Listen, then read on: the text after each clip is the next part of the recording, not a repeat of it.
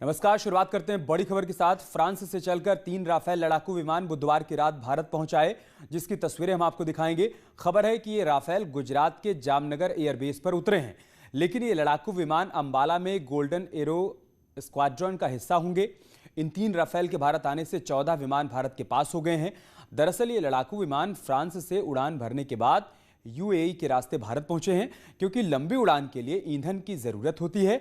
ऐसे में UAE air force की मदद से राफेल विमानों में हवा में ही ईंधन भरा गया और फिर आगे का सफर तय कर तीनों राफेल भारत पहुंचाए।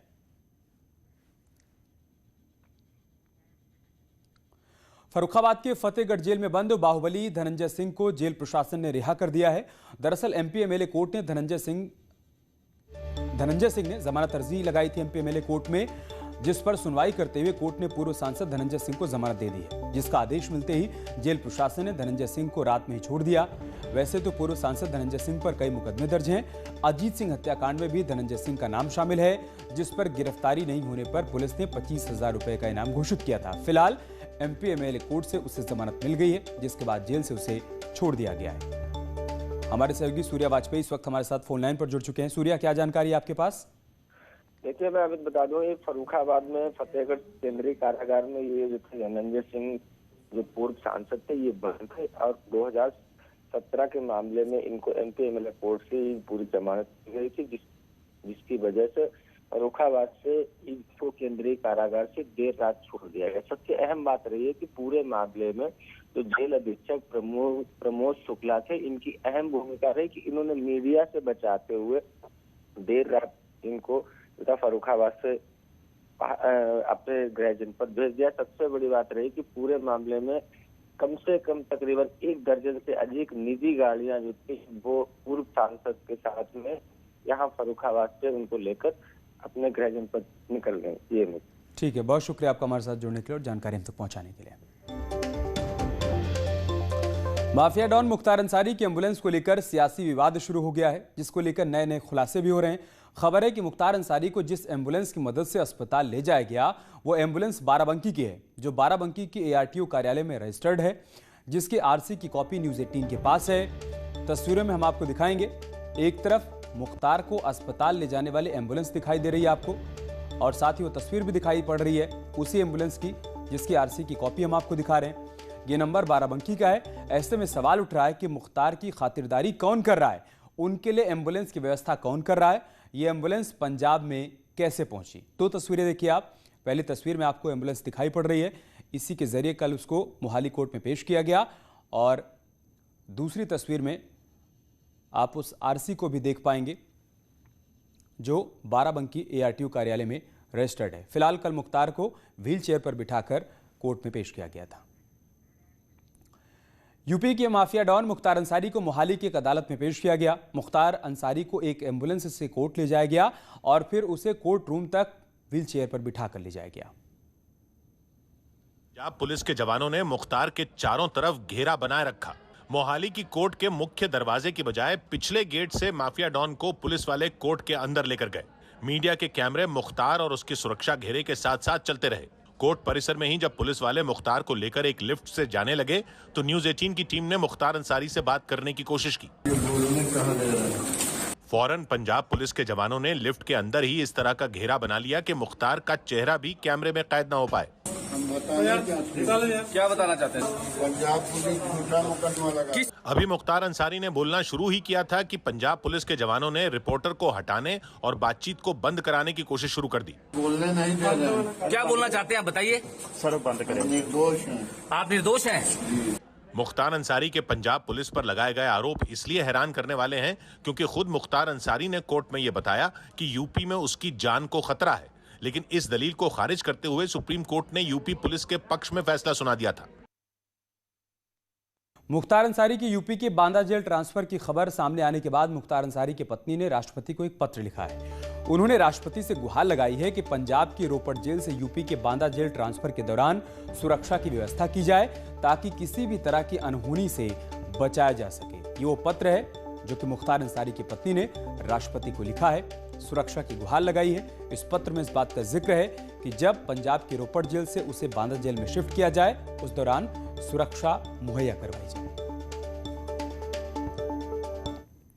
खबर इटावा से, जहां पर इकदिल इलाके में बदमाशों के साथ पुलिस की मुठभेड़ हो गई। इस मुठभेड़ के दौरान टीम ने 25,000 के नामी बदमाशों को गिरफ्तार करने में कामयाबी पाई है। खबर है कि आरोपी लूट, हत्या जैसे मामलों में 15 साल से फरार चल रहा था, जिसकी तलाश पुलिस लंबे समय से कर रही थी। फिलहाल पुलिस की गोली से घायल बदमाश अभी अस्पताल में भर्ती करवाया गया है।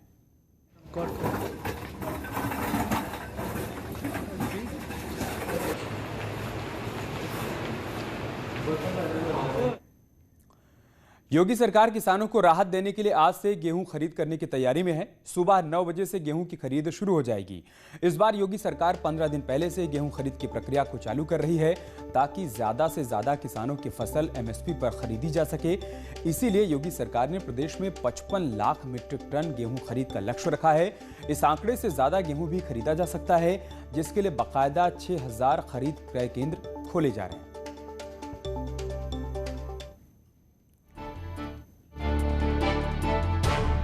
किसानों की गेहूं की फसल तैयार खड़ी है, जिसकी कटाई का काम अब तेजी पकड़ता दिखाई दे रहा है। मतलब साफ है कि आने वाले समय में किसान अपना गेहूं लेकर बाजार में आएगा, जिसको देखते हुए योगी सरकार ने पिछले साल की तुलना में इस साल 15 दिन पहले से गेहूं खरीद करने की व्यवस्था कर दी। वैसे तो सरकार एक तय मानक के मुताबिक खरीद करती है, लेकिन योगी आदित्यनाथ ने साफ संदेश दिया है कि जो भी फसल क्रय केंद्रों पर आएगी उसे खरीदना होगा। इसे माननीय मुख्यमंत्री जी का निर्देश है, लक्ष्य कोई मान्य नहीं रखता, जितना गेहूं आएगा उतना खरीदने के लिए तैयारी होनी चाहिए। वैसे तो पूरे प्रदेश में गेहूं की खरीद होगी, लेकिन कुछ जगहों पर गेहूं कटाई का काम थोड़ी देर से शुरू होता है।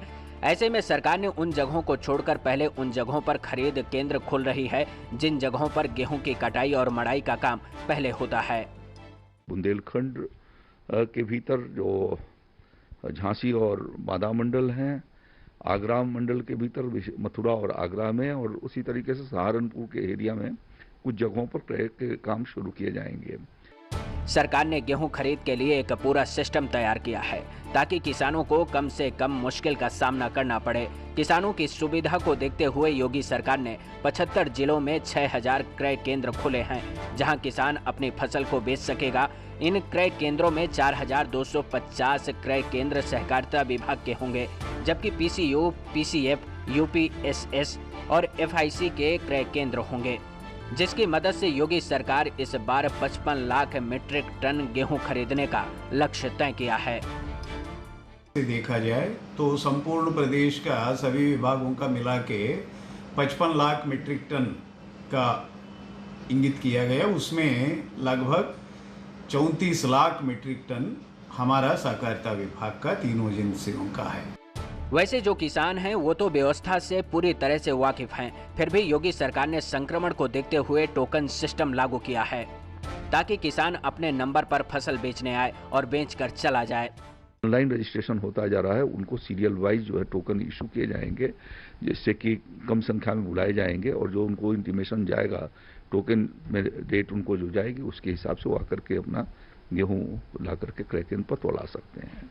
ये व्यवस्था नई नहीं है, क्योंकि योगी सरकार इस व्यवस्था के तहत पहले भी खरीद कर चुकी है। पिछले साल जब कोरोना संक्रमण और लॉकडाउन के बीच किसानों की फसल खरीद की सरकार ने व्यवस्था की थी, तो इसी सिस्टम का सरकार ने सहारा लिया था।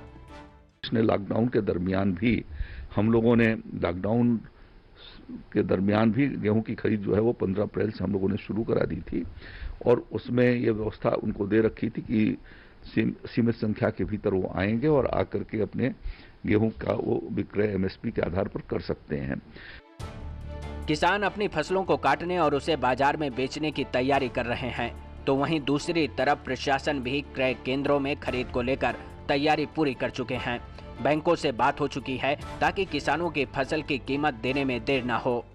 हमने पैसे की इंतजाम करवा लिए हैं, बैंकों से हमारा जो है वो स्वीकृति पत्र प्राप्त हो चुकी है। इस बार किसानों को ज्यादा फायदा देने के लिए सरकार ने गेहूं के दामों में 50 रुपए प्रति कुंतल ज्यादा देने का ऐलान किया है। मतलब साफ है कि सरकार पिछले साल की तुलना में 1975 रुपए प्रति कुंतल किसानों को दाम देगी। इसके साथ ही किसानों को 20 रुपए प्रति कुंतल खर्च देना होगा। सरकार के मुताबिक सुबह 9 बजे से खरीद केंद्र खुलेंगे और शाम 6 बजे तक खरीद होगी, जिससे गेहूं की खरीद ज्यादा से ज्यादा हो सके। Bureau report, network 18। मुख्यमंत्री योगी आदित्यनाथ लगातार चुनाव प्रचार में हिस्सा ले रहे हैं। आज योगी आदित्यनाथ केरल के दौरे पर हैं, जहां बीजेपी प्रत्याशियों के समर्थन में रैली करने वाले हैं।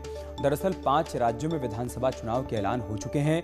ऐसे में सभी पार्टियां लगातार चुनाव प्रचार कर रही हैं, जिसको देखते हुए बीजेपी ने भी स्टार प्रचारक के तौर पर मुख्यमंत्री योगी आदित्यनाथ को राज्यों में बीजेपी प्रत्याशियों के समर्थन में रैली करने की जिम्मेदारी दी है। और इसी के तहत कल वो तमिलनाडु में थे, जहां उन्होंने एक के बाद एक कई रैलियों को संबोधित किया था। और आज वो केरल में भी बीजेपी प्रत्याशियों के पक्ष में वोट की अपील करेंगे।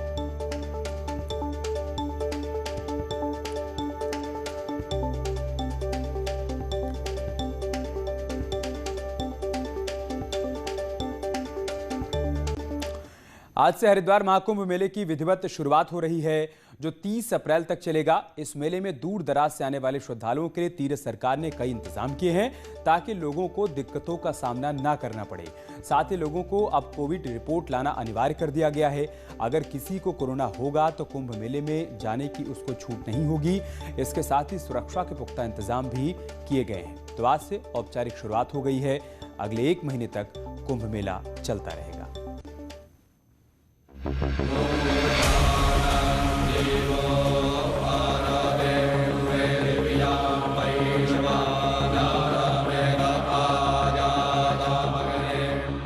मां गंगा के पावन तट पर आज से शुरू हो गया आस्था का महामेला।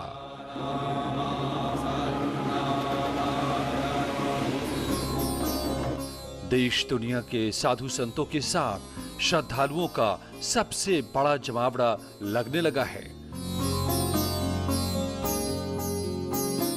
धर्म और संस्कृति के सबसे बड़े संगम में श्रद्धालुओं का समागम शुरू हो चुका है।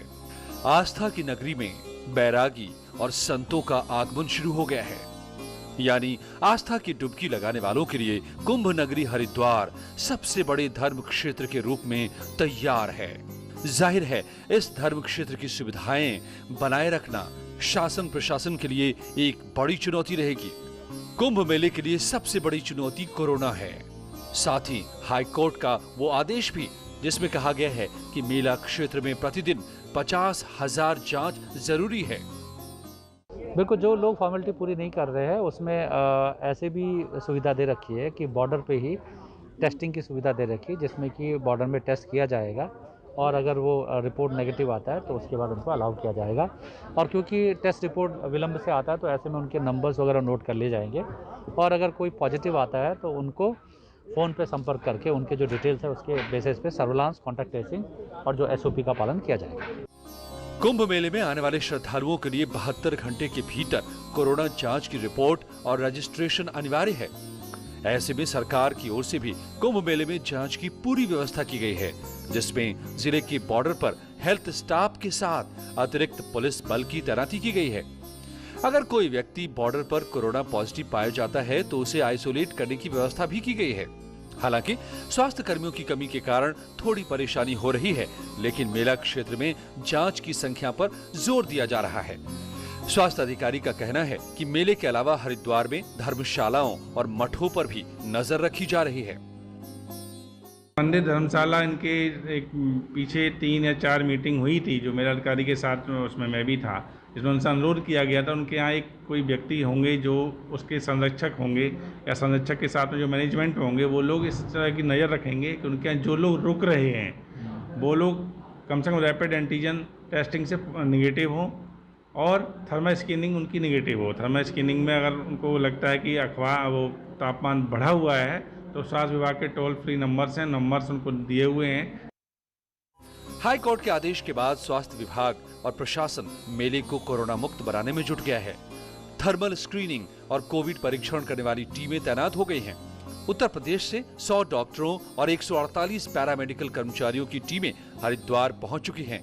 यानी मेले में आए श्रद्धालुओं के लिए स्वास्थ्य व्यवस्था पूरी है। दशक में एक बार लगने वाले महाकुंभ से व्यापारी और होटल मालिकों को भी सरकार से आस है।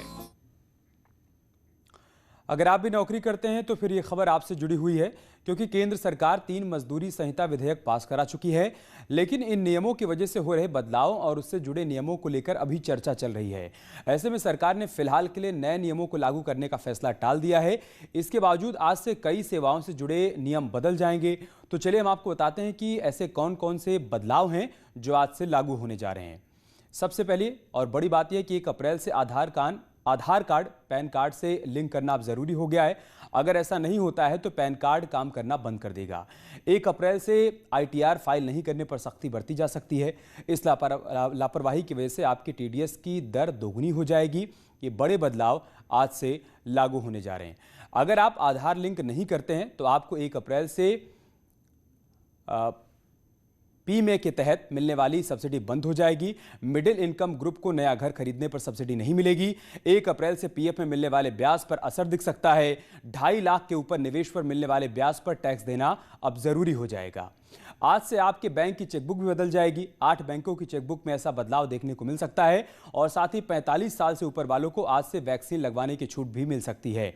इसके साथ ही 1 अप्रैल से कार में ड्यूल एयरबैग जरूरी हो गया है। ड्राइवर के साथ बगल वाली सीट पर भी एयरबैग अब अनिवार्य कर दिया गया है। बढ़ती गर्मी के बीच किसानों की फसलों में आग लगने का सिलसिला भी शुरू हो चुका है। उन्नाव के फतेहपुर 84 और मोरावा थाना क्षेत्र में खड़ी फसल में आग लग गई, जिसकी चपेट में आने से किसानों की खड़ी फसल जलकर राख हो गई। तस्वीरों में देखिए कैसे किसान अपनी फसल को बचाने की कोशिश कर रहे हैं। इस आग की सूचना पर पहुंची दमकल की गाड़ियों ने लोगों की मदद से आग पर काबू पाया। तब जाकर लोगों ने राहत की सांस ली, लेकिन तब तक कई बीघे फसल जलकर राख हो चुकी थी।